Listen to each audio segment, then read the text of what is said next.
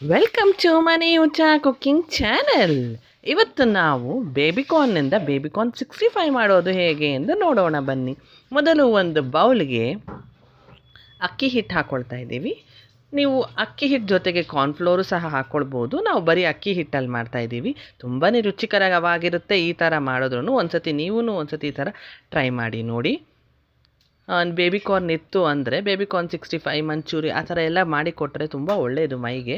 ಇದಕ್ಕೆ 1 tea spoon ಆಗುವಷ್ಟು ಗರಂ ಮಸಾಲ, ರುಚಿಗೆ ತಕ್ಕಷ್ಟು ಚಿಲ್ಲಿ ಪೌಡರ್, ರುಚಿಗೆ ತಕ್ಕಷ್ಟು ಉಪ್ಪನ್ನು ಹಾಕಿ ಚೆನ್ನಾಗಿ ಇದನ್ನು ನಾವು ಬಜ್ಜಿ ಬೊಂಡಾಗೆ ಕಲಿಸ್ತೀವಲ್ವಾ ಆ ಥರನೇ ಕಲಿಸ್ಕೊಳ್ಬೇಕು. ಆ ಕನ್ಸಿಸ್ಟೆನ್ಸಿನಲ್ಲಿ ಸ್ವಲ್ಪ ಗಟ್ಟಿಯಾಗಿರಬೇಕು.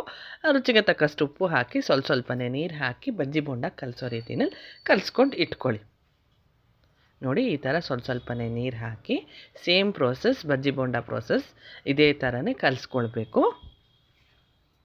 ನೋಡಿ ಈ ಕನ್ಸಿಸ್ಟೆನ್ಸಿನಲ್ಲಿರಬೇಕು. ಈ ಕನ್ಸಿಸ್ಟೆನ್ಸಿನಲ್ಲಿದ್ರೇ ನಾವು ಬೇಬಿಕಾರ್ನೆಲ್ಲ ಬಿಡುವಾಗ ನೀಟಾಗಿ ಅಂಟ್ಕೊಳ್ಳುತ್ತೆ. ನೋಡಿ ಈ ಥರ ಕಟ್ ಮಾಡ್ಕೊಂಡಿದ್ದೀವಿ.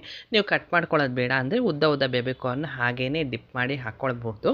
ಕಟ್ ಮಾಡಿಕೊಂಡ್ರೆ ಚೆನ್ನಾಗಿರುತ್ತೆ, ಚಿಕ್ಕ ಪೀಸ್ ಬಾಯಿಗೆ ಸಿಗುತ್ತೆ ಅಂದ್ಬಿಟ್ಟು ನಾವು ಈ ಥರ ಕಟ್ ಮಾಡ್ಕೊಂಡಿದ್ದೀವಿ. ನಿಮಗೆ ಬೇಡ ಅಂದರೆ ಉದ್ದುದ್ದಕ್ಕೆ ಬಿಟ್ಕೊಳ್ಬಹುದು. ಇದನ್ನು ಬೇಬಿಕಾರ್ನೆಲ್ಲ ಹಾಕಿಬಿಟ್ಟು ಚೆನ್ನಾಗಿ ಕಲಿಸ್ಬಿಟ್ಟು ಒಂದು 5 ನಿಮಿಷ ನೆನೆಯಲು ಬಿಡಿ. ಅದು ಮ್ಯಾಗ್ನೇಟ್ ಆಗಬೇಕು. ಆವಾಗ ಅದಕ್ಕೆ ಉಪ್ಪು ಖಾರ ಎಲ್ಲ ಹಿಡಿಯುತ್ತೆ. ಅದಕ್ಕೋಸ್ಕರ ನೋಡಿ ಈ ಥರ ಎಲ್ಲ ಮಿಕ್ಸ್ ಮಾಡಿಬಿಟ್ಟು ಒಂದು 5 ನಿಮಿಷ ನೀವು ಮ್ಯಾಗ್ನೇಟ್ ಮಾಡಿ ಇಟ್ಬಿಡಿ.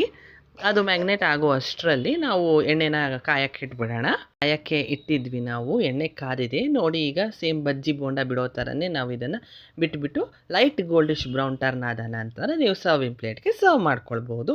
ತುಂಬ ರುಚಿಕರವಾಗಿರುತ್ತೆ. ಟೀ ಟೈಮ್ ಸ್ನ್ಯಾಕ್ಸ್ ಹಾಗೆ ತುಂಬ ಒಳ್ಳೆ ಕಾಂಬಿನೇಷನ್ ಇದು ಟೀ ಟೈಮ್ಗೆ. ಮಕ್ಕಳಿಗೂ ಏನಾದರೂ ಕುರ್ಕುರೆ ಏನಾದರೂ ತಿನ್ನಬೇಕು ಅಂತ ಅನಿಸಿದ್ರೆ ಈ ಥರ ಮಾಡಿಕೊಡಿ. ಬೇಬಿಕಾರ್ನ್ ಇದ್ದಾಗ ತುಂಬ ಇಷ್ಟಪಟ್ಟು ತಿಂತಾರೆ. Thank you for watching.